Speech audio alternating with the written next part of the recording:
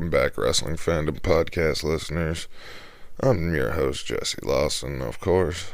As you can tell, I've gotten my audio issues figured out from the last episode, but I really hope you enjoyed the first one and understanding a little bit about this podcast and also hearing my stories. Well, a few of them, as you'll hear more as the time goes. Today we have a guest, Greg Huddle. He's a good friend of mine. We sat down for about 50 minutes and recorded an interview for this podcast. We talk about everything wrestling, action figures to go into live events to being in the business at a weekend warrior level. And I hope you guys enjoy that. We also have a couple new things. I'm going to run down some news going on in the wrestling world within the last week. And then my favorite segment on the podcast is each week will be the Pacific Northwest segment. The Pacific Northwest segment entails all the pro wrestling shows you can see within the next couple of weeks all over the Pacific Northwest. So sit back, enjoy, but first, let's go to the news.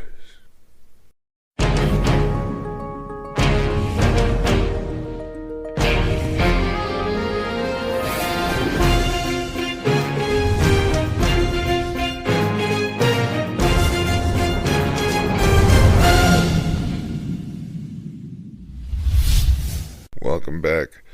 This is one of the new segments here on Wrestling Fandom Podcast.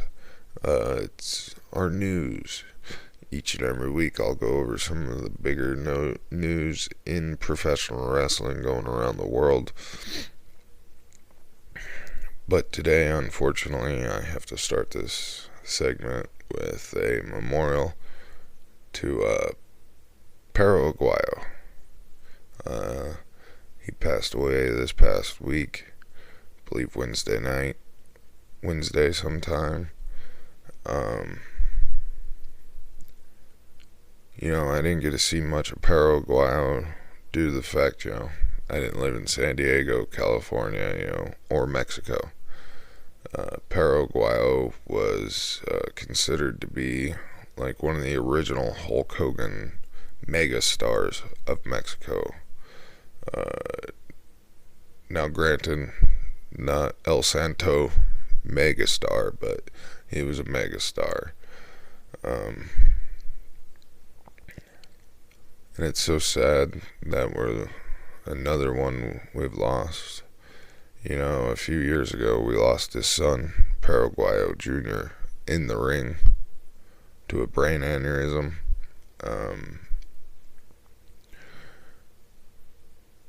And then this year we lose his daddy.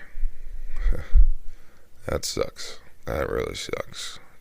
But there's only two things in life that are guaranteed, and that's death and taxes. But Mr. Aguayo, I'd like to say on behalf of every wrestling fan in the world, especially the ones in Mexico, we'd like to say thank you for all your hard work, your sacrifices to entertain us. Thank you. Okay, since we got the sad stuff out the way, let's get into some other news. Let's start off with some AEW. Friar Fest last week, a week from today. Man, what a show. What a show. There was a few, but still, overall, for a second showing, AEW is doing great. The Cody Rhodes and Darby Allin match, oh my god, match of the night. Straight up, I don't care. This is my opinion. They had the match of the night. That chair shot, that unprotected chair shot, like, dang. We got some controversy coming out of that. My biggest thing is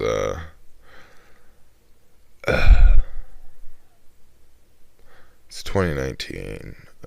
We know everything about CTE and concussions that we never knew before, and yet we're still gonna act like it's 1999 and nobody knows anything about concussions or anything, and just balls Mahoney take a chair shot. You know,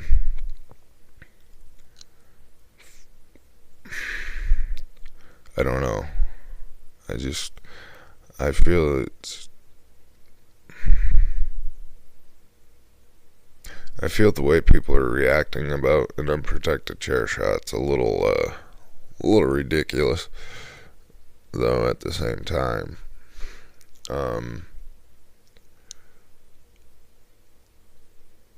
And I do have to agree with something I heard while listening to Raven's podcast, The Raven Effect, over at Westwood One.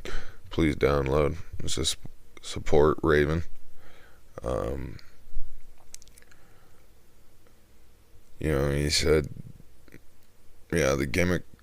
Okay, well, the chair was gimmicked. The Young Bucks came out and admitted, the chair was gimmicked and da da da da. Well, I have to agree with Raven on what he said. And the Young Bucks just killed all AEW's credibility in one fell swoop. You don't go out there and you don't tell the fans the magic. Sorry, I'm a little old school. That kind of sticks in my crawl.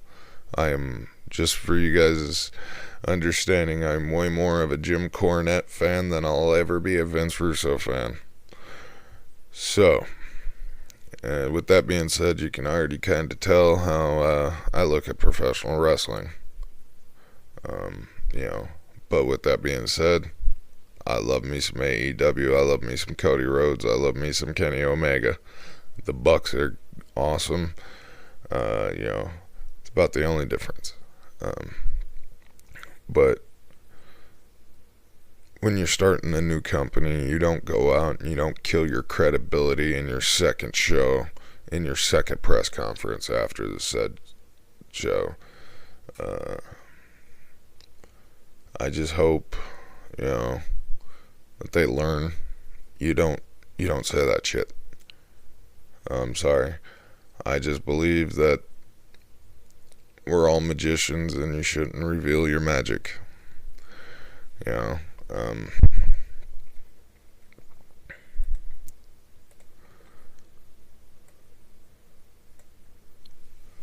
But let's get on. Jungle Boy, the Fatal 4-Way with Jamie Jacobs, Jungle Boy, MJF, and Hangman. Man,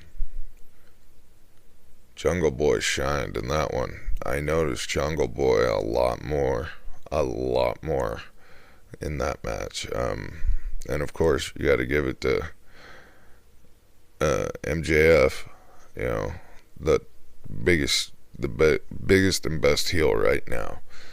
He may not be the quote-unquote biggest, but to me, he is the biggest heel in the business right now, and he's the only one that knows how to be a heel. Just plain and simple knows how to be a heel. I can't wait to see what MJF does on a weekly basis when they get to TNT this fall.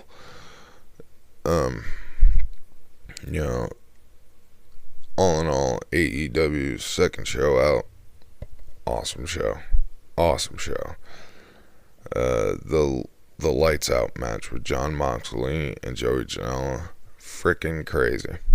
Alright, now I grew up, in the ECW era and deathmatch era and all that, and of the early 2000s and late 90s. And man, that was crazy. I mean, I've seen Mox take some real punishment, and Same with Joey Janela. And then these two just have a professional wrestling quality hardcore match. And what I mean by that is they legitimately told a story in the match that had weapons. Not we don't need to tell a story because we're using weapons like most hardcore.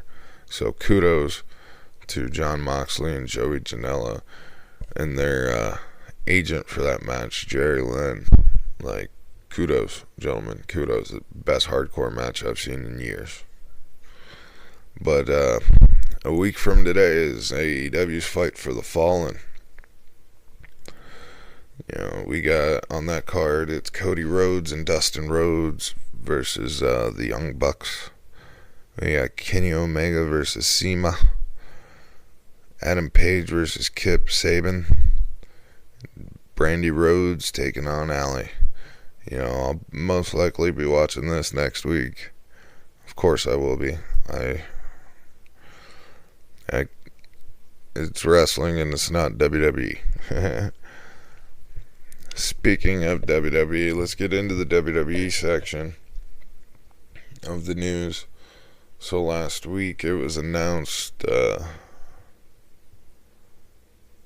Paul Heyman and Eric Bischoff are taking over creative in WWE. Now, as we've seen Monday night, a little bit of Heyman's fingerprints, well, not a little bit, quite a bit of Monday night had Heyman's fingerprints all over it. And a lot of people are giving it best praise that it's the best Monday Night Raw that they've seen in years. You know, I'm not going to disagree with that. I'm not going to agree with that. Mainly because I didn't watch that crap. I'm sorry, I can't watch WWE's product no more. It's way too watered down. They might as well get rid of the ring and start filming on a backstage back lot, you know, Young and the Restless set, because I could honestly care less about the whole thing with Becky Lynch and Seth Rollins or Baron Corbin. I mean, and it's really sad because, you know, the WWE is the Walt Disney. It's the Coca-Cola. It's the brand that ain't going nowhere and never will go anywhere, whether anybody believes it or not. But hopefully in the next few months after this transitional period, it'll be way more enjoyable, and I'll actually maybe sit down and watch more than 30 minutes of it before saying, nah, it's time for bed. SmackDown had a little bit of difference to it this week. Not much, but from the reports and everything I've been reading and seeing, it looks like Bischoff's gonna sprinkle in stuff, but he's mainly not gonna have his hands in the creative, so to speak, until they move to Fox this October. SmackDown moves to Fox this October. So I think you might see a little bit of changes to SmackDown, but not much at the moment. When Bischoff comes in, I think there'll be a pretty big change to SmackDown. Raw's already starting its transition. You know, I also count this as maybe the first sign that Vince knows he's in trouble. And I'm not talking about WWE. WWE as a company, as a brand, all that. Like I said, It's not going anywhere. It's the Walt Disney of professional wrestling. It's not going to go anywhere. So,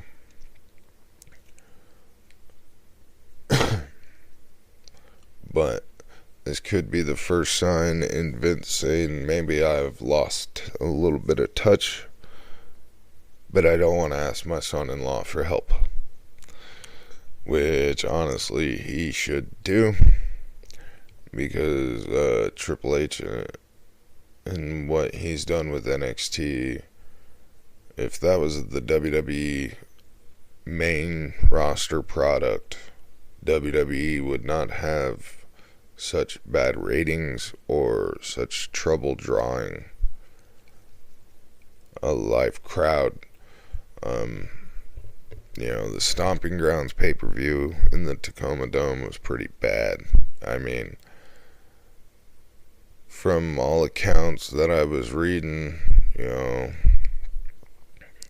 there was only a little bit of more people there at the Tacoma Dome for a WWE pay-per-view than there was the night before at a live event here in our dinky Spokane arena.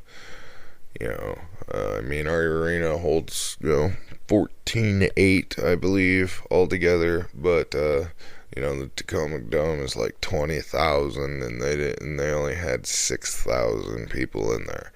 Like, that's pretty bad.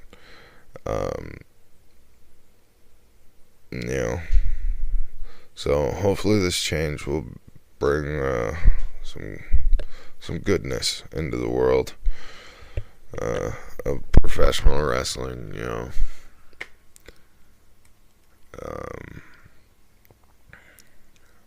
And then you had Ring of Honor Best in the World last Friday on the 28th of June.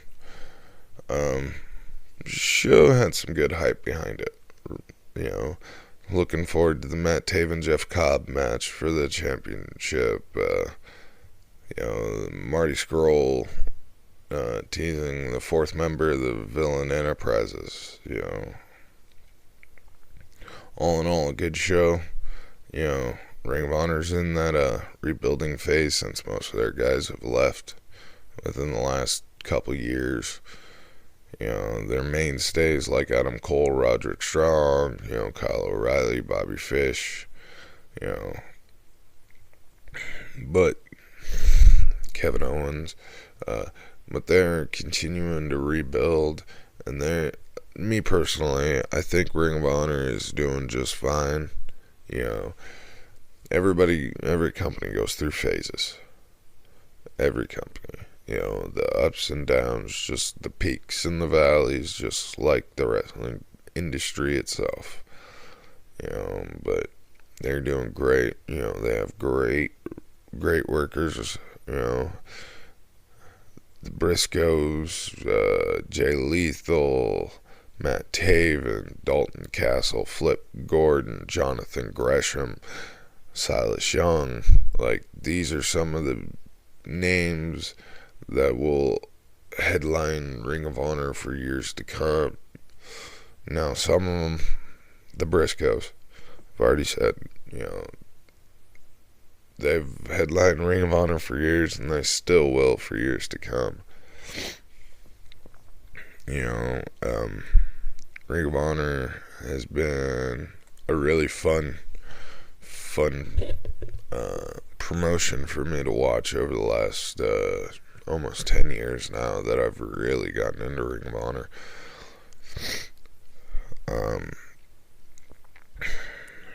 I first started watching Ring of Honor when Jimmy Jacobs and Steve Corino and Kevin Owens formed Scum.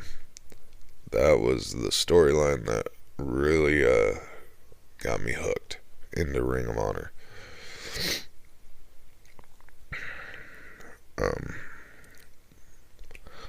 But a few of the highlights from that show, Flip Gordon was revealed to be the fourth member of the Villain Enterprises. And unfortunately, Matt Taven defeated Jeff Cobb to retain his championship.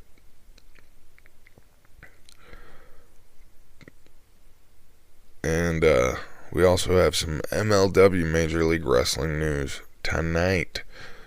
The King of Coliseum in Chicago. They're going to be, I believe it's going to be a special on BN Sports. Find it if you have it. Watch it.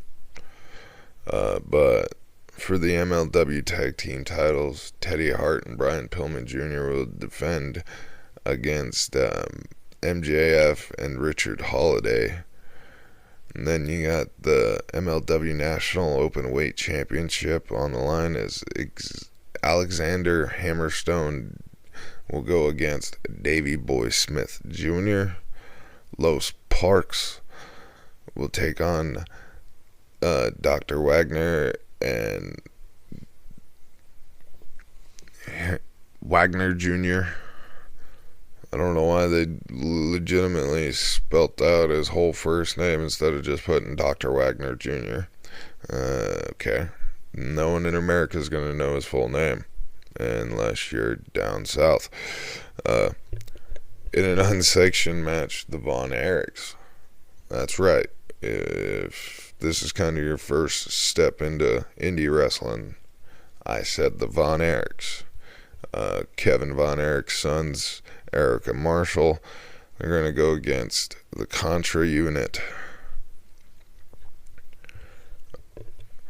Then you got Manus Warner versus Beasta 666.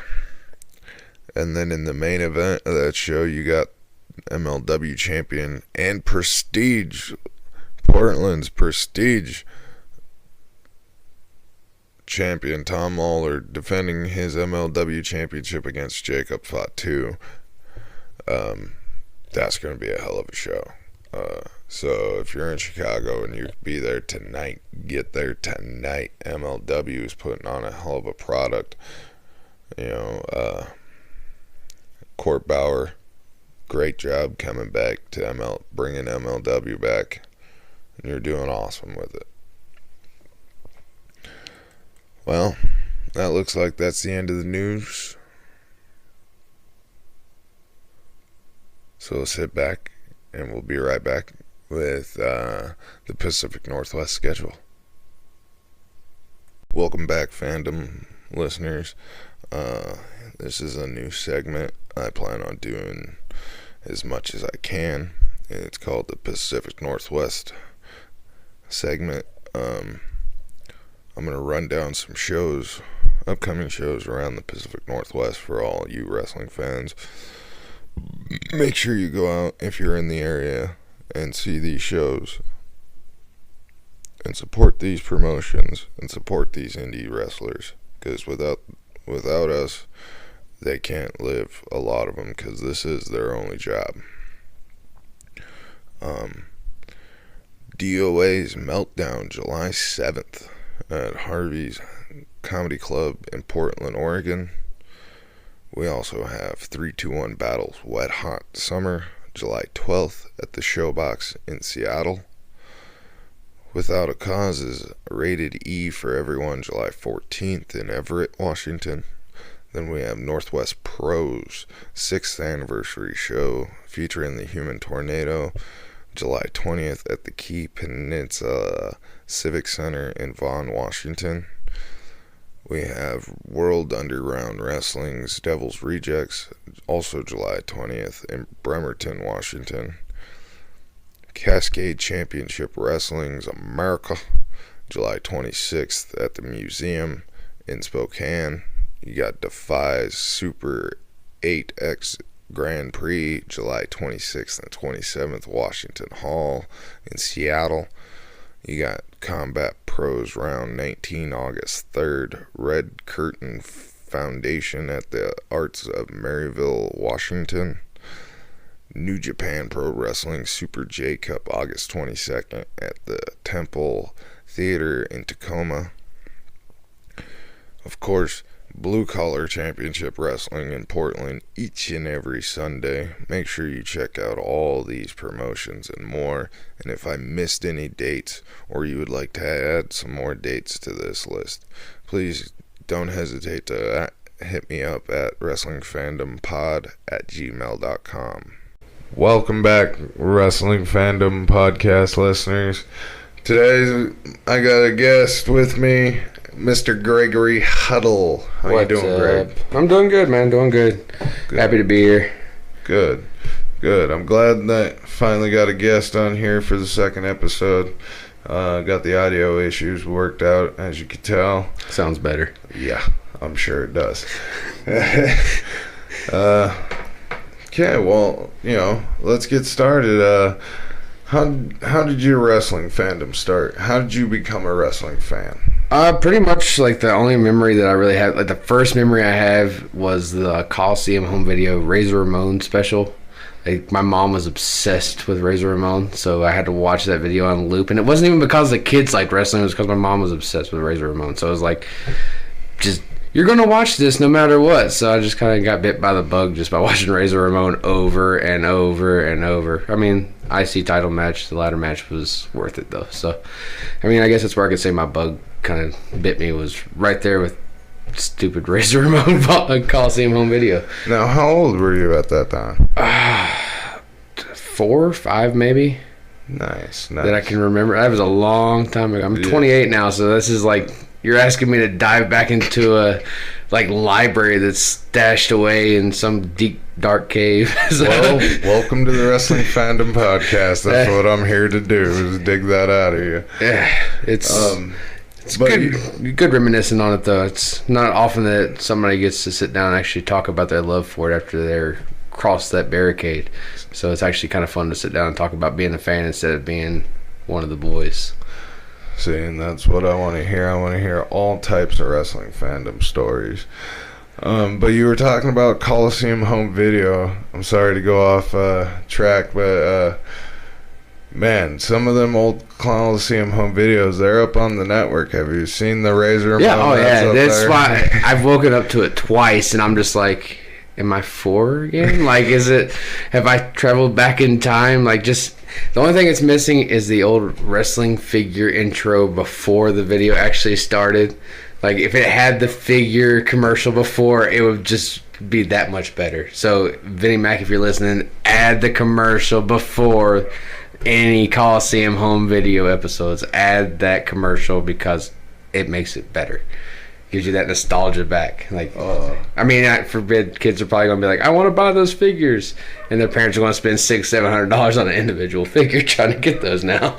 So it's good because now that, with the new generation, I'm glad that they're getting to see what we grew up on, like the old school stuff. Like, it's not all Attitude Era PG stuff that's on TV now. Like, there is stuff that came before that, so Go back and look and see what we were brought up on, because a lot of fans will be started from seeing the old stuff versus the new stuff, because straight up a lot of new stuff's watered down. No offense, some of it is, I'll catch heat for that one later, I know, but some of it is watered down. Well, yeah.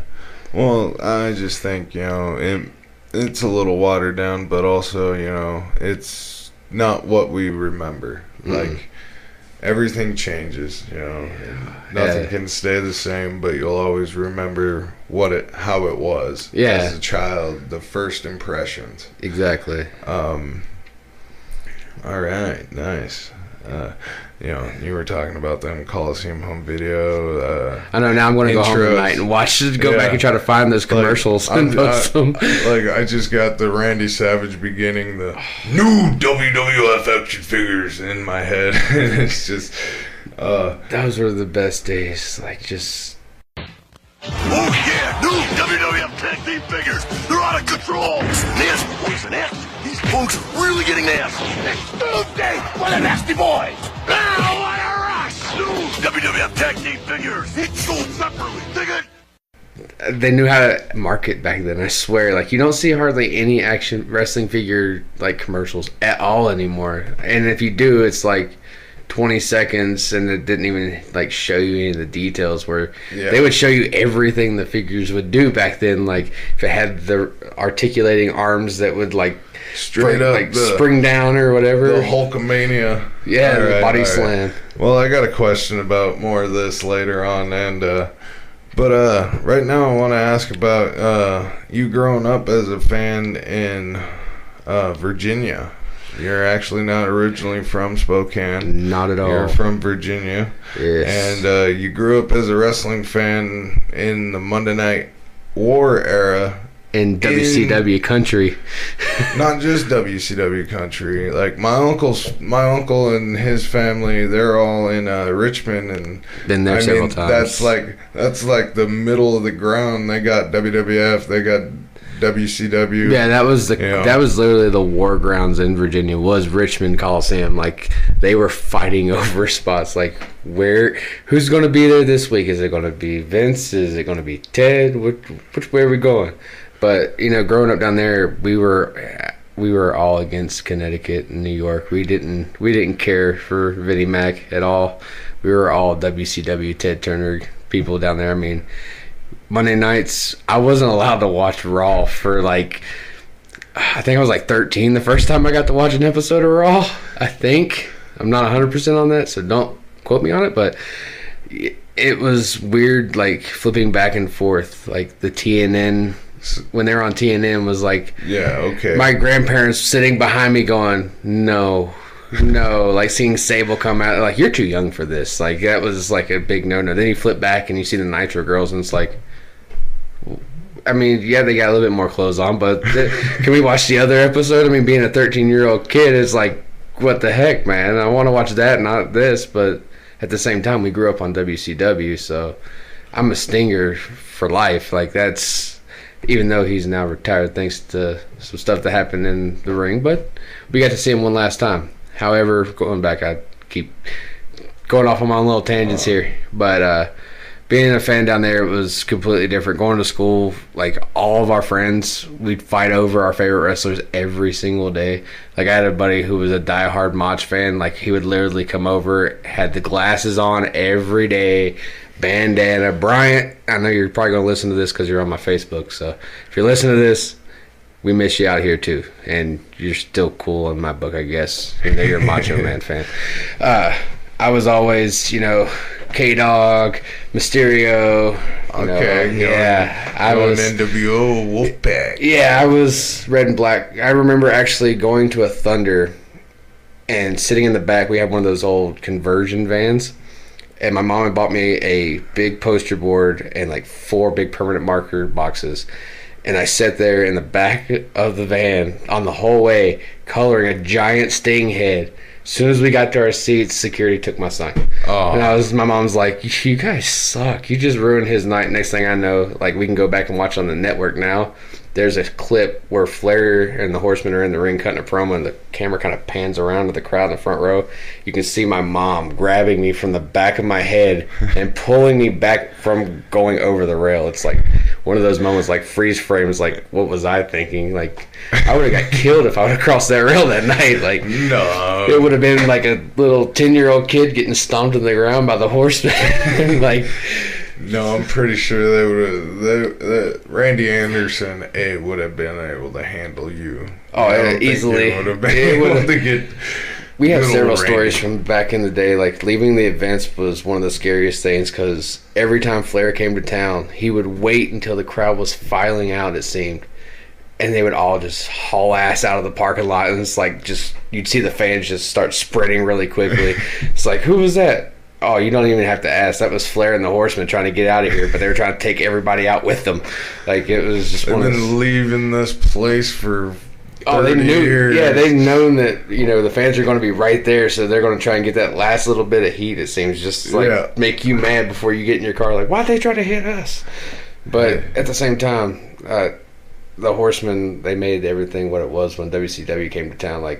Flair country. I mean, we were literally 2 hours from Charlotte, North Carolina. I mean, what more can you ask for? If Flair comes to town, you got a sold-out building. Oh, every time. I mean, funny story about Pulaski. Flair will never step foot in my hometown again. Wrestling came to town back in believe it was the mid-'70s, early '80s at Calfee Ballpark. It was Flair, I want to say TA, Magnum, and a few other guys. Well, Flair pulled some dirty tactics in one of his matches. Well, his limo was parked right outside the gate. Well, every single fan he had just made mad went out and grabbed rocks and smashed every window out of his limousine. And from that day forth, he said he would never step foot in our hometown ever again. And we haven't had a lot of wrestling shows in our hometown since then. So I think we've had maybe 10 in the last 20 years. So, Flair, I'm sorry for our hometown. Please come back to Pulaski and help us out and bring a wrestling show with you if you want to. It'd be nice. I think nowadays it'd be like, kid, just drive to Charlotte or just drive up to Richmond. He showed up 2 towns away from us one time for a very, very random meet and greet. It was in a lawn and garden of a Walmart for Coca-Cola. We literally stood in line for 10 minutes to meet Ric Flair, and it was like, everybody's like, why is he in the lawn and garden section at Walmart? Is he hard for money right now? Well, no. But then we all get up there, and he's just like, oh, we just want to come out and sign autographs for people in our hometown areas sometimes. I'm like, oh, that's freaking cool. So, like, kind of take that as food for thought when you grow into the business, because then you're like, if he can do that with his stardom, there's no reason that we can't do the exact same thing. So exactly. I love Flair to death. Like, Flair, some of the stories that I've heard that I can't mention from relatives back home, like, he's one of the coolest guys out there, and like, you'll never meet another guy that'll do some crazy stuff for you without being asked. You know, you hear that from all the old timers about the Nature Boy. But you were talking about shows like Thunder that you attended, and Oh yeah. Traveling to shows, and, you know, doing your posters up in the back seat of the van on your way to the shows, you know.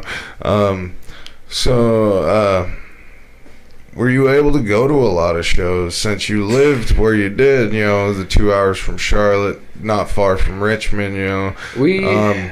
Did you go to many shows, and what was your first show you went to? First show that I recall that wasn't an independent show was... just your first show. My first show was a WCW Nitro that my uncle took me and my brother.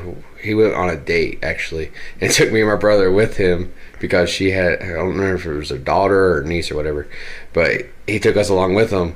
But we set up in the nosebleeds. This is at the Salem Civic Center, which is a lesser known venue for wrestling altogether. But the seats were so high up, you could see behind the curtain. We seen Colonel Parker talking to Hulk, and we're just like, kids, like, we idolize Hogan. Like, this is like going through our heads, like, what is going on here? Like, we didn't know the rules or anything. We're just like, our idol's sitting right there, and we can see him, but why is he talking to him? Like, it was just one of those things, like... First time. First time. Show, and it's the first time the veil's revealed. Exactly. It's like, what the... Why? But then, like, getting older, like, WCW came to town all the time. It seemed like every 6-7 months they were in town. We never missed... I think I missed one Nitro the whole time that they were running. My brother and them went, but I did not. I was sick that week, I believe. But every other Thunder WWE show that came through, I was there. Like, I have pictures. My first replica title I bought, I was 15, 16 years old. Just started working, saved up enough money with my paychecks, making $5.15 an hour, and now I'm making $14 an hour. It's so weird how from 15 to now is like, whew. But saving up money and going to the merch stand and buying the big gold for the first time, and like, I have a picture on my cell phone. I don't know who I called. I think it was my brother when he was in the military. But I was on the phone, and I had my Rey Mysterio mask in one hand, my championship belt, and my John Cena Hustle, Loyalty, Respect shirt. Like, giant super fan. And it was the night ECW came in. It was right before One Night Stand. 2000 is the second one. Oh, okay. The Hammerstein. Okay. When Edge did his little run-in with the gimmick. Yeah, 2006. Yeah. The infamous if Cena wins, we riot. And I actually got to see the original ECW set that night, and I was stoked because they just pull out the box, and we're like, oh, it's the brick wall. And it was just awesome. And the screen lowered down, and next thing we know, Big Show comes out, but no warning, just pyro, just bam, right next to us. And we're like, damn. Yeah, don't do that ever again. Warning to anybody who ever goes to a show that Big Show's on, wear earplugs. But yeah, that show was pretty awesome. Got to see a cage match between Booker T and Bobby Lashley that night too. Oh, nice. The double tapings were always awesome. We always got SmackDown. We never got Raw. Didn't come until I moved out of Virginia, moved out here, and then they got Raw, and I was like, why? But I'd already made that 6-hour drive to Richmond to see the draft show because for some reason radio shows back there love me because every time I call in, I always win tickets, and they always give me extra tickets. So I ended up with my brother bought 2 tickets for the show already, and then I ended up winning 4 more. So we ended up going to the show and then got there and made a bunch of friends outside and ended up taking them with us. So it's pretty cool. But shout out to Denny's in Richmond. This is a road story. Don't ever order cheese fries at the Denny's outside of, right outside of the Coliseum because I know exactly which Denny's. Yes, I've been to the Richmond Coliseum. They like to give you what's called welfare fries, where it's not real cheese, it's what we call government cheese. I don't think a lot of places still have it, but apparently Denny's outside the Richmond Coliseum still has access to it. Well, the Richmond Coliseum is not in the best neighborhood of Richmond, Virginia. It is not. And people tell me that the roads in Spokane are bad. I say go to Richmond. You'll see something way worse. And your car will be dead by the time you leave. It was for us. So, but yeah, the wrestling back there. I mean, I went to so many shows with WCW. WWE. The first show I ever went to with them was a house show with Just Incredible and Rhino. Oh, okay. So it was right after ECW kind of came in. Okay. Like right in the height of the invasion. Yeah, kind of the height of that. But the memory, we were on the rail for that one. That's actually the night my mom met my stepdad. That was actually kind of cool for that one. I remember he was holding an Undertaker, like one of those old big cardboard cutouts across the aisle from us. It was one of the awkward situations. But yeah, that show, Just Incredible, grabbed Rhino by the dong with the freaking salad tongs. Oh. And I popped, being a little kid, still popped for that because that's one thing that I knew hurt like hell was getting hit in the nuts. Because having an older brother, I got hit in the nuts quite a bit. But that show and then the WrestleMania 19 Revenge Tour, when they came through, I'm still mad. I live in Washington State. I've been to Safeco Field. I've walked that field, and I hate the fact that I wasn't living here. I moved to Washington State in 2005 with my dad. And lived there temporarily, and that's when I got to go to Safeco, and I was like, man, I barely had missed it. Just going to see WrestleMania at Safeco, it happened not even 4 years prior to that. Oh, brother. 5 years. Oh, bro. And I was like, I barely missed it. And so going to the 19 Revenge Tour, I see that as my tie-in, to the West Coast. I went to that tour, and then I moved back to the West Coast, and now it's I'm on that same path to get to that point. Yeah. But dang it, I missed WrestleMania in Washington State when I could have probably won if I would have been living here. My dad wouldn't have let us miss that at all. I totally missed it, and I was living here, but my mother wasn't going to let a 13-year-old we were like 13. Greyhound bus with a ticket to WrestleMania on the Safeco Field. She wasn't going to allow that. Yeah, but that show was actually pretty cool because I got to see Triple H tag with Kevin Nash because he had just made his return right when that tour was starting. He had just came back, and Booker T, Shawn Michaels, and I can't remember the other 2 guys that were in that match, but it was a 6-man tag, but it was an all-star match, and everybody's just, it was Kane and Taker were on the other team, and Jericho, and we're just like, what? That's a big, stacked main event, and the crowd, that's probably the biggest crowd I've ever seen for a live event just because of that. And my parents had pulled the wool over our eyes for 2 months before, saying we were going to go get tickets. Then we go to Roanoke to get the tickets, and then they take us to Circuit City. And we never go get the tickets, but they bought them at Circuit City, but didn't tell us. So we're all freaking out because we didn't go to the box office and everything. So it's I miss those days of being able to be that little kid fan to where your parents would do stuff like that, and you would actually cry because you weren't going to the event. But then when the day came, you get checked out of school early and all this stuff. You find out and then it's that opening presents on Christmas morning does nothing to getting your tickets the day of a show. Your parents are why are you picking me up out of school? Like, you're telling them that, and they're like, oh, no reason, just get in the car. Then you hit the interstate, and you're like, wait a second. Are we going? And they're just like, shut up. Sit back here and shut up. The next thing you know, you're at the show and enjoying it. I mean, that's happened several times, but yeah, it's wrestling shows back there. They're plentiful, and I don't think we ever really missed many of them, like, at all. Like, I talk to fans now, and it's like, I've been to like 4 or 5 shows. I'm like, I hit 4 or 5 shows by like 10 years old. Like, and it was one of those things that was always happening for us, and we were raised on wrestling in our household. So, I mean, my mom was a mark for Razor Ramon, and my dad would, I know he's listening, Mr. Triple H Mark himself, even though we have talks about that all the time when he likes to drive me to some shows that I go to. We like to have these nice, like, the conversation we're having right now is nothing compared to the conversations me and him have all the time. See, I always wished that we got shows like you guys did over there.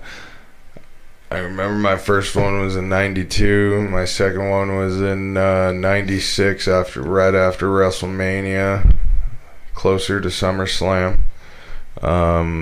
And then Monday Night Raw in 98, and then they didn't come back until 2001. Like, it's you know, we got year spans. Yeah. Nowadays, back in when I was a kid here. Yeah. WCW came 3 times the whole time they were around that I was alive, because they came with Jim Crockett back in the day. Yeah, I see all the posters for that now, and it's like, I want them for my collection just because I live here now. So exactly. It's one of those things. It's like, you guys have so much history. How can I get a piece of it to keep in my collection? Exactly. It's hard to find those things now, though. So. Oh man, I know. I've searched plenty hours at a library on them viewfinder machines. That's the only way you can find them, either is on the viewfinder. If you don't find them on there, you're not getting an actual copy of them. Yeah, no. I mean, I've found a few on the Google newspaper search thing, but they don't have a lot of the newspapers. That's the same thing. But going back to what we were talking about earlier, we were talking about wrestling figures. Yeah. So, did you have a collection growing up?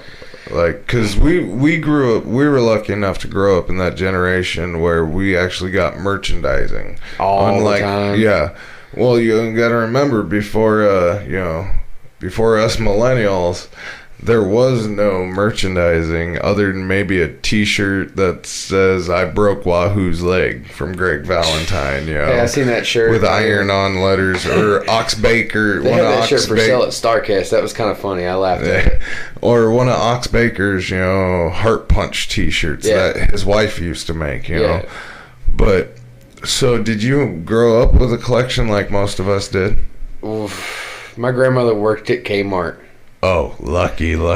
So anytime the new line came out, we had it. Like, it was instantaneous. Like, it was not even on the shelves yet, and it was in our hands. Like, we were that lucky. Like, my grandmother was... She's actually our adopted grandmother, but she was awesome and always helped us out with our collections. Like, let's see, those awkward vibrating figures from WCW, we had the whole series of those. Oh God, I remember those. I had every Bone Cruncher that they came out with. I wish I still had them, because those things are worth money now. No, not the Bone Cruncher. If they're still on the package, you can get it pretty good for them, if you get the full set. Yeah. The sweat ones were the ones that we couldn't wants. We couldn't find them anyway. Like, they were never on the shelves when we went to get them. I don't even think they wanted to put them out just because they look gross. Like, did you guys have KB Toys around here? Yes, we did. Yeah, yes, we had 6 of those back where we grew up. They were in every little mall that we had. See, well, at the time we only had Northtown, the one mall. And now well, there's a toy store in it, but it's not. That's not a toy store. This town has a plethora of like little mom and pop shop, like thrift stores, that has like every toy from back in the 90s that you can ask for. And like, I've gotten lucky and found a couple cool things out here. Just recently, I picked up a Mankind water bottle. Oh, nice. One of the originals. Still had the tag on it, which was really awesome. and they have a couple more things out there that I'm going to go get if you don't grab them before I do. I think I've already told you what those are. But yeah, having a collection back then, well, it wasn't really a collection much as it was, let's see how long they'll last before I can destroy them. Because I was hardcore on my toys. Like straight up. I was one of the kids that actually took sparklers on the 4th of July and tried to get my rings pyro. And melted the shit out of them. Like, I think in my mom's basement there's still one that's like warped so bad I could probably use it as a cereal bowl because it caught on fire from sticking up like bottle rockets off the stick in the corners, hoping to get that flare up, but it just burnt the ring and melted it. See, I'm all thinking you're about ready to tell me some like Toy Story Sid story. No, I didn't blow up my figures. I just burnt the rings down trying to get that pyro effect and never could figure it out because they never made the rings flame retardant. But it'd be like, did you seriously watch the Vampiro Sting Human Torch match and go outside and I did actually. I think I tried to do something like that. I actually, I think we soaked a Sting figure in gas with the old jacket on it, and actually we have one of the Ninja Turtle, or no, was it the Ghost? It was either the Ghostbuster or Ninja Turtle like sets. That was like a giant tower, and then we had the Vampiro figure and we had the Sting figure, and the jacket was so soaked in like I don't remember if it was lighter fluid or gasoline. Lit it on fire, just knocked him off the top of it, and just recreated it. It was like so cool, but then we're like, wait.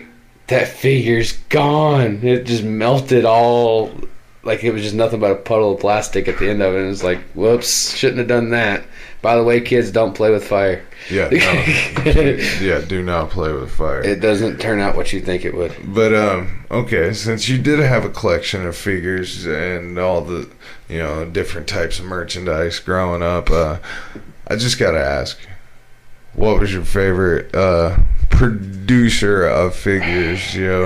Are you a big fan of the original LJNs? Are you a fan of... I had the whole series, and you're going to hate me for that. My mom had a friend when we were growing up, and he's still a huge toy collector, and we went over to his house one evening, and he literally brought me out 4 milk crates with the LJNs. Well, I just stopped, like, just there, and then it comes out with the ring, like, with the rope still in the plastic and everything, and I didn't know what it was. Yeah. And they're still sitting back in Virginia in my uncle's garage, and I'm, like, slowly starting to get them out when I go back, cleaning them up, and trying to get them back to where they look somewhat similar to what they probably did back in the day. But the LJNs were cool. My favorite series were the Jack Specifics, though.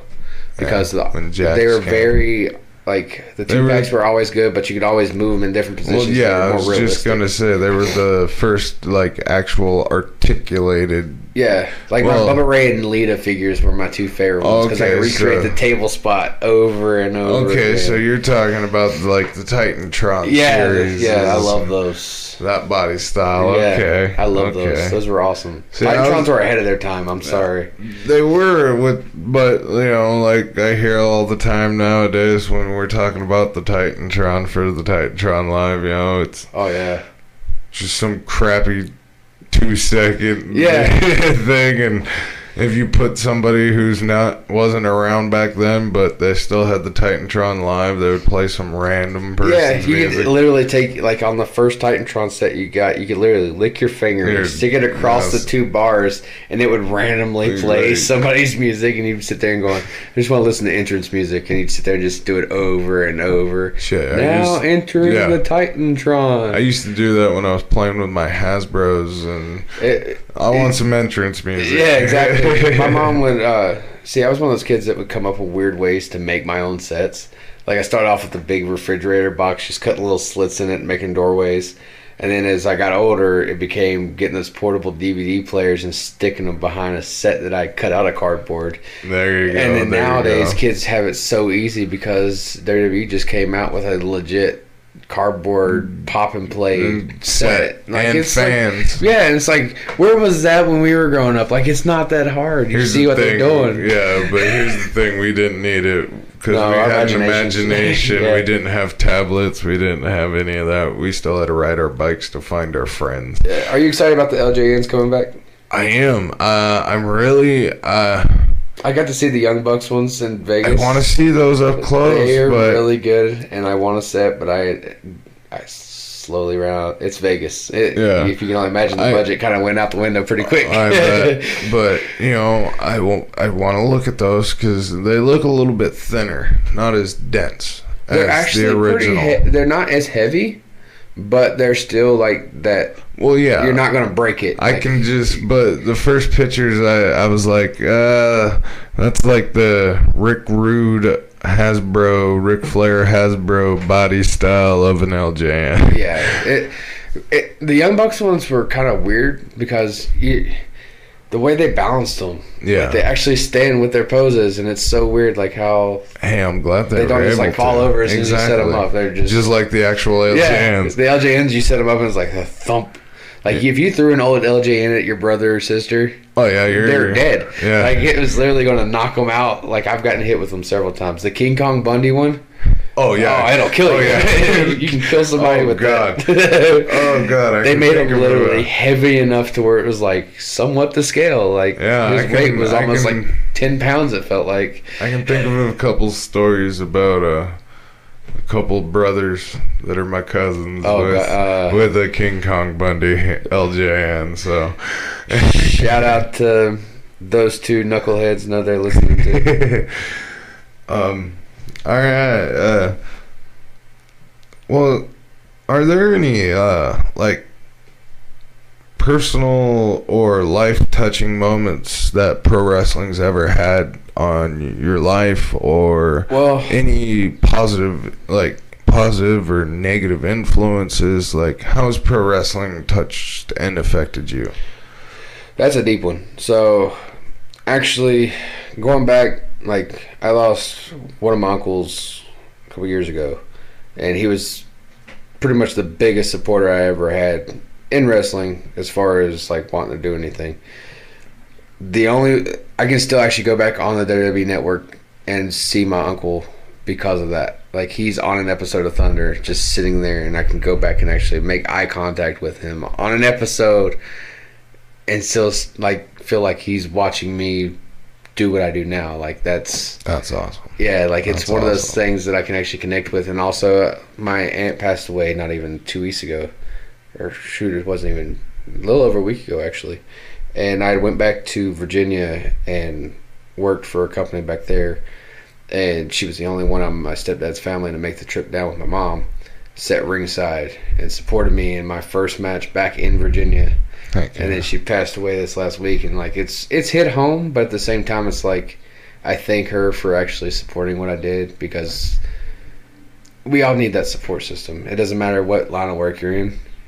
Being supported is being supported.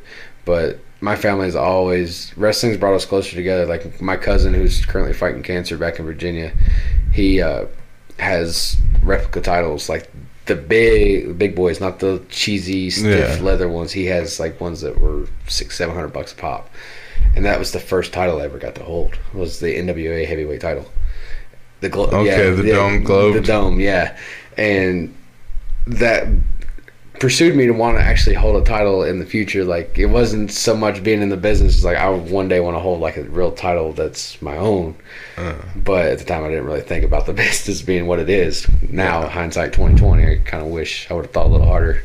But like, my family's always been tied with wrestling. Like, anytime we got together in family outings or anything, me and my brother would be out in the front yard, and my uncle would be refereeing, me and him beating the crap out of each other, just slamming each other on the ground.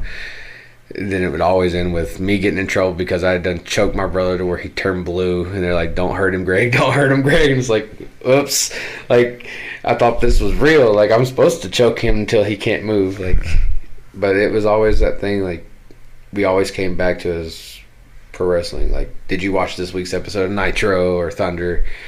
Do you have new figures that you want to show us? You know, all this stuff. Like, every year for Christmas, that's all we ever got. So it was a family bond. Yeah, it was the glue that held us together. Like, so many of our families have passed on now. It's like we've lost some of the connection, but at the same time, they all message me like regularly now, and like, we can't believe that we're actually getting to see you do it. Like, it used to be, are we going to watch wrestling this week? Now it's, when can we watch you wrestle? Like, it's one of those weird things. I mean, now I'm not really wrestling as much as I am refereeing, but at the same time, it's the same thing. They're watching me now instead of us sitting on a couch watching it together, and we're still bonding over the fact that wrestling's still in our lives and it's holding us together. So some people have church, we have wrestling. I was just gonna say, so pro wrestling's pretty much like your grandmama that holds the family pretty much, together. yeah. You know, the glue that keeps everybody. Yeah. Where's still everybody talking. meeting in on Sunday? We're meeting we're meeting at Granny's house. Yeah, exactly. I mean, that's the true thing too. We all used to meet at Granny's house on Sundays, and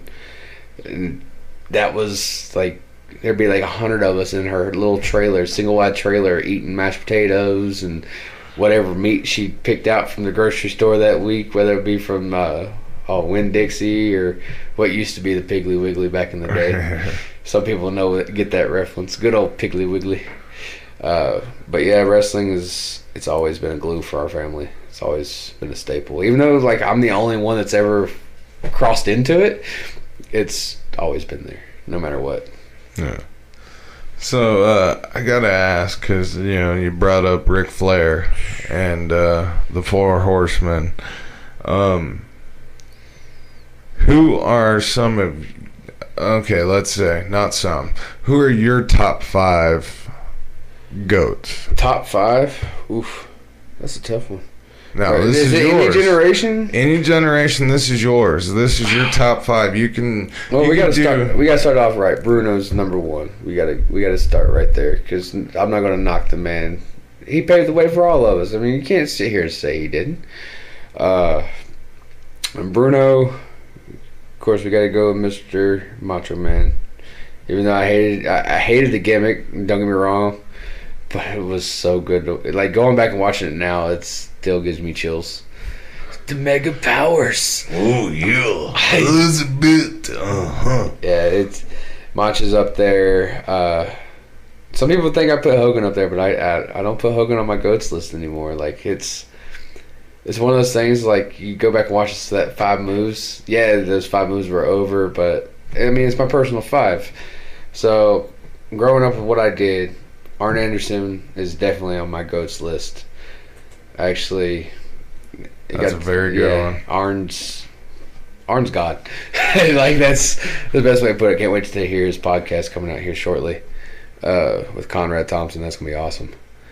We're gonna put Taker up there because Taker's Taker. Like, I got to talk to him one time outside of a SmackDown because he rolled up in a Lincoln, and we got there like 6 hours early. So it was pretty cool seeing him. But he's also humble, as like one of the coolest guys you could actually talk to. Like, you think he'd be real quiet? Not at all. Like, he's very fan first. Like, fan first gets me. You'll be on my GOAT list if you put your fans first versus being somebody that's just out to get that paycheck from a fan.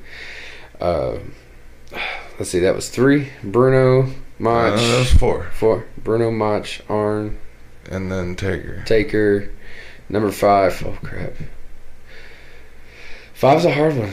But the Nature Boy is, yeah. I'm from the South. If I leave Flair off my GOAT list, I'm going to go home, and I'm not going to have windows in my car when I go home. My rental's going to get smashed up. But yeah, Flair was always, he's the champ, man. I mean, he's styling, profiling, Rolex wearing. Yeah. Kiss stealing, wheeling dealing. Woo! Exactly. So, you were talking a little bit about it, but what's it like going out and being a weekend warrior in these smaller regional indies and doing refereeing and working, for these smaller indie companies? It's been a blast. I'm not gonna lie. Like, I got started in SAW, Spokane Anarchy Wrestling, here in town. Small, but it's slowly gotten better and better over time. I mean, I didn't think I'd be getting this far. Like, this coming Friday, I'm down in Vegas working with Teddy Hart and Joey Janela, who just came off of a crazy freaking match with Jon Moxley at AEW. But I love it. I consider myself a gypsy now because I don't like staying still very long. Like, Vegas has become my second home. This is my 3rd trip in like less than 6 months going back. But being a ref it's not working. Like, it's not wrestling, which is a lot funner for me because it doesn't hurt. Yeah. It doesn't hurt as much. It still hurts on Monday morning when I get up to go to the gym, but it's not as painful. Like I can still move the next morning. Like I mean, you've done those rides where your back locks up 20 minutes in, and you're like, oh god, how am I going to make it through? Try to make 8-hour drive and my first trip out to go back east to work, I took a Greyhound bus. That was a 4-day trip to go work a show, and I don't regret the match. But I regret the travel because coming back, my back locked up so bad. I looked like an 80-year-old man trying to go through terminals at every little stop. It was like, man, I got to get flights. This is not how you're supposed to travel if you're going to do this stuff. And I did that 3 times. And then finally I was like, I'm never doing that again. And now I fly almost everywhere I go.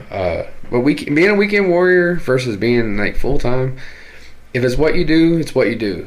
Find your thing, stick with it. I mean, there's need for weekend warriors, there's need for full-timers. I mean, exactly. Find your place, stick with it. That's what I've kind of made my motto now, is everybody has a place in professional wrestling, whether it's being a fan on the other side of the rail or being on the inside of the rail as a worker, production, ring crew, whatever it may be. We all have our place in the business. And once we realize that's where we're supposed to be, sky's the limit. And if we all work together, there's nothing we can't do. Straight up. It's taken me a while to get that mindset, but once it finally hits you in the face, it's like clear as day what you're supposed to do and what you need to do in the business. Like I do graphics now on the side just because I see a lot of graphic, like people put posters up and it looks like they took 2 seconds on Paint Shop, like Microsoft Paint, and it's like, hit me up. I'm not going to charge you anything. Just send me what you need done, and I will get it done for you. I'm part of the brotherhood. If you don't mind, I'm going to put that out there right now. Anybody that's listening to this podcast, promoters, it doesn't matter if you're a wrestler, musician, whatever it may be. If your flyers game is not what you want it to be, go on your Instagram, look up Fresh AF Designs, hit me up on there, send me a message, follow me, and I'll get you taken care of, no problem, no questions asked. And if you look at that nice little design that's on that Wrestling Fandom podcast, that was also done from Fresh AF Designs. Yes, you know what the AF is? You've been living under a rock for the last 20 years, so I don't think I need to emphasize that we are all, and I'd say this, all my designs I put my name on are fresh as fuck. So go on there, give me a holler if you need anything taken care of. We'll get everything squared away pretty quick. So all right. So you're working in the business and you're helping out this new promotion that's about to start up. Oh yeah. Sport All Pro Wrestling. Yeah. SAPW. Tell me a little bit about it. Do you guys have a first date available already? Do you know? Yeah. Give us some backstory. I can give you a little bit before my boss AG gets too mad at me. We got some stuff that we had to keep hush hush until the time comes around. I've talked to you off air a little bit about it. I get that. But SAPW, we took a step back. It's a group of guys and girls in the business. We took a step back. We looked at what was going on the indies as far as, everybody's wanting to compete. Like, what's the point? Everybody wants to compete, but nobody wants to work together. So with SAPW, we want everybody to pretty much network together, come together, and make wrestling better as a whole. Not just, my show was better than your show this week, our talent roster was better, all this stuff. Put that to the side. If we all come together and go, okay, what can we do to make our fans happier in the long run, then let's do it. Like, don't sit back and wait and make our fans go sit back on their couch and watch the same stuff every single week on television. Let's give them something fresh and, show them what happens when the camaraderie is brought to the forefront versus bringing politics and everything into it. Make it more family, brotherhood. Exactly. Like, actually highlight the brotherhood versus keeping it so much into the back. Like, I took the guys that I work with, like, their hearts are 100% into our business. Like, this is all we eat, sleep, breathe pro wrestling. Like that's all we think about. I know you're the same way because I can hit you up at 3:00 in the morning. Yeah, you get mad at me, but if I say, "Hey, did you watch Raw last night?" You'll say, "Shut up, go to bed. I'll message you in the morning and we'll talk about this." Yeah. But first thing in the morning, we had that conversation about what happened.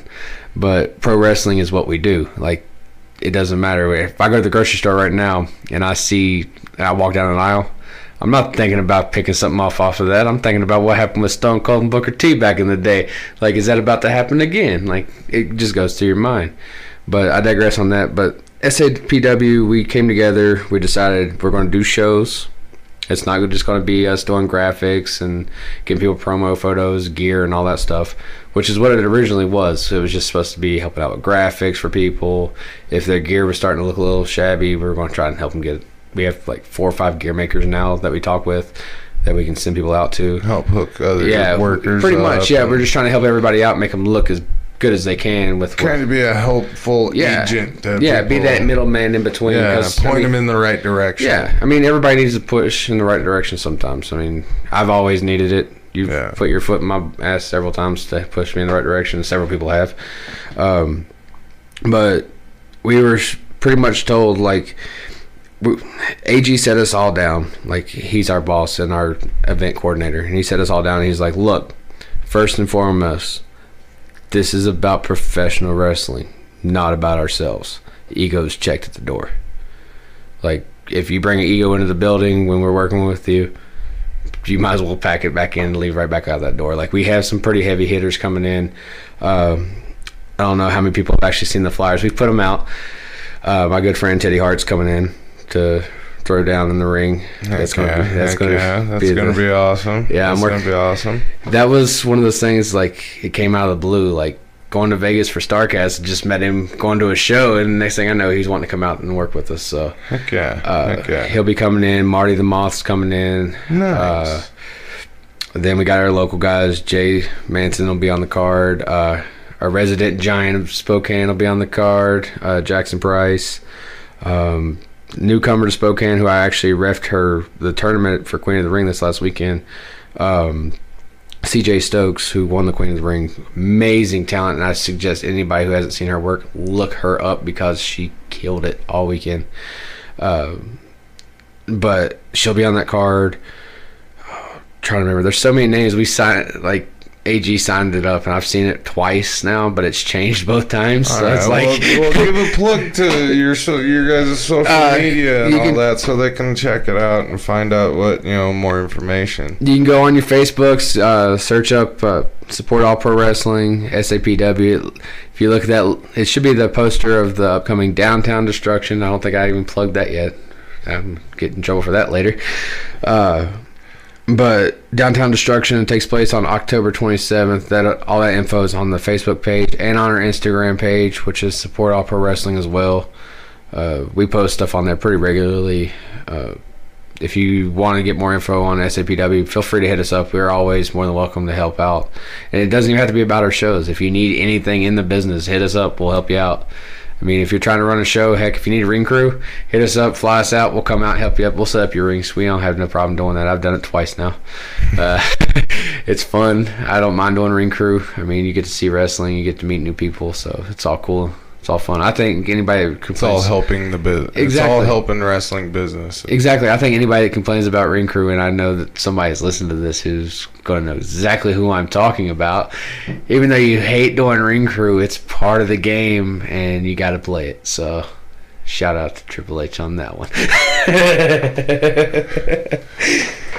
All right. Well, in conclusion to this interview today, Greg, I kind of want to see, pick your brain and see where your thoughts and how you think pro wrestling and the future of it looks like. It's 2019. After 15 years, 15 plus years, we finally have a number two. A definitive number two. How do you see pro wrestling's future? Pro wrestling is just like life. everything changes and nothing stays the same. As we've all been seeing here recently, the face of the game is changing so drastically and so fast. If you're not paying attention, you're going to miss the switch. Because I was a part of the movement with AEW when they went down to Double or Nothing, and I'm not going to lie, best night of my life as far as a fan goes, because there was not one person that was unhappy in that crowd. We were all brothers and sisters wanting one thing, and that was to be entertained with professional wrestling. And as long as that thought remains, everything will stay just fine, but the scene will keep changing. The generations will change. I mean, we're no longer in the days where the ropes were so loose, if you hit them wrong, you were going into the front row. We're in the days where if those ropes aren't tight, somebody's breaking a neck, because they bounce off of them a lot harder and a lot faster. And it seems like it's not so much about the big guys anymore. These little guys are starting to step their game up a lot higher than the big guys, and it's showing. And I'm not putting down the big guys. I was a 320 guy, all right? And I'm not shooting on anybody. But the little guys are stepping up their game, and I think in the next 2-3 years, it's going to be a cruiserweight world. Like, it's going to that point. It's going to be a complete opposite. Yeah, it's not going to be about 70s and 80s. Yeah, it's not going to be about those big jacked Hulk Hogan, looking like they've been putting the bodybuilding types. Putting the time in the gym 24/7, like every day, eat, sleep, and breathe barbells and squats and all that stuff. These guys are more about their cardio, their agility, their dexterity, and all that stuff. They're all over the place. Like, they're killing it right now. Like, look at Kenny Omega. Not the biggest guy in the world, but throwing up 6-star matches like it ain't nothing. Like, name another guy doing that right now on the scene. Like, yeah, it's a Okada, but we'll leave that alone. Okada, okay. I meant as far as American, okay. On the U.S. soil, Kenny Omega's throwing up those. I mean, we're not overseas right now. I'm hoping to get over to Wrestle Kingdom here soon, so check that out. Thanks to my buddies over at WrestleTravel.org. Like, they're pretty cool.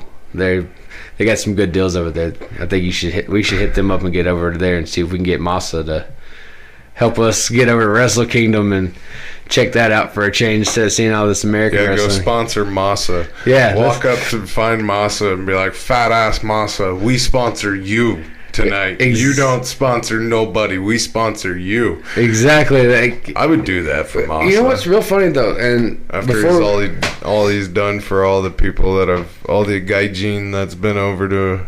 Yeah. Before we go off, and I actually have to hit the road to get ready to get down to Vegas this week. That's a long travel, let me tell you. I mean, the flight's short, but the drive back sucks. Yeah. Before I get off here, I just want to say, if you're in the business, don't let it discourage you when somebody gives you advice. Take it mouth shut, ears open.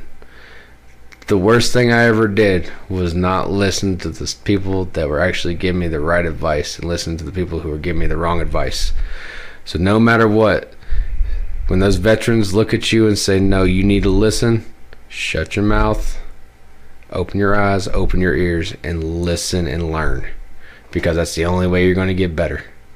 And that'll keep you in the business for years and years to come. Promise you that. And I hope that everybody just keeps supporting what we do as far as professional wrestling goes, because without fans, we ain't nothing. Straight up. But Jesse, thank you for having me, man. I appreciate it. Thank you. I really want to thank you for being my first guest. Oh, no problem, man. Wrestling Fandom. I'm sure we'll have you come back, because I know I want to do a couple panels, and I know I want to do some sort of watch along, but that's more in the works. I'll tell you what, when I get back from Vegas this week, I'll come in and sit down, and I'll give you the rundown on what happened back there if you would like to have me back. I mean, I'm more than happy to come back. You have my number, you have my email.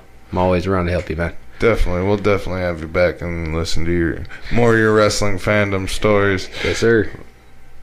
Hey, Wrestling Fandom podcast listeners. Do you like the show? Would you like to help support the show? Then please go over to our T-Shirt Springs stores at t-shirtsprings.com/stores/wrestling WFPod. And please pick up a t-shirt, a sticker, and support the show. Thank you. Well, Wrestling Fandom podcast listeners, that's the end of this week's episode. I hope you enjoyed it, and I hope you come back next week. As next week I talk to another close friend of mine, Joe Hernandez Rodriguez. And that show pretty much, I got a good feeling, will be nothing but action figure talk. So, hope you enjoyed the show, and we'll see you next week. Thank you.